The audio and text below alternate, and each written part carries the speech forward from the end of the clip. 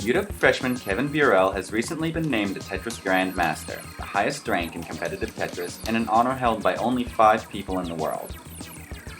When I first got the grade, I was just completely amazed. I think I jumped out of my chair, almost knocked it over backwards and started running around my house screaming, and I think I may have woken up the neighbors. It was entirely ridiculous.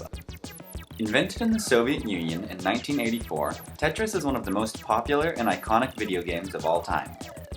I like that it's a very simple game to play. Anyone can play Tetris. I mean, you can just tell them that the pieces fall and that you're supposed to line them up in clear lines. Every time you fill a line, it clears. Anyone can understand that. But at the same time, only 3 people in the world, actually 5 now, have attained the highest rating in this game. So it's extremely difficult to master.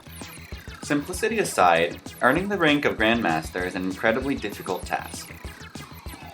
The grades go from 9 to 1, S1 to S9, and then in the later games, M1 to M9, and then Master and Grandmaster, which are the 2 top grades.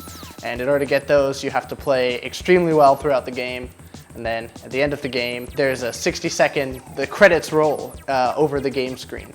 And you then have to play 60 seconds of invisible Tetris, which is where all the pieces except the current one that you're playing, that you're moving around, are invisible. So you have to memorize your stack and then try and not die for 60 seconds. If you can do that, then you get the Grandmaster grade.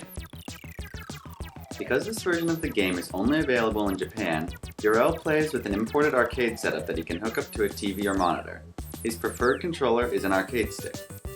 You are allowed to use a keyboard or even a gamepad, like a PS2 controller or a 360 controller that's been adapted to work with the arcade game. Most people really play the game with the stick because I personally believe that it's the most optimal method. I feel that it allows you to do fastest inputs every time you try. Looking forward, Birrell hopes to improve his time and become more competitive in the team events. However, Tetris is not the only thing he competes in. Recently, I've got really into pinball, actually. There's a big competitive pinball scene in Seattle and nationwide and now worldwide with tournaments that have prizes of over $5,000. And I've really been working on that lately, more so than Tetris even, just because I'm so burned out from it. Birrell's success came as the result of incredible discipline and drive. I just don't like half-heartedly putting effort into something.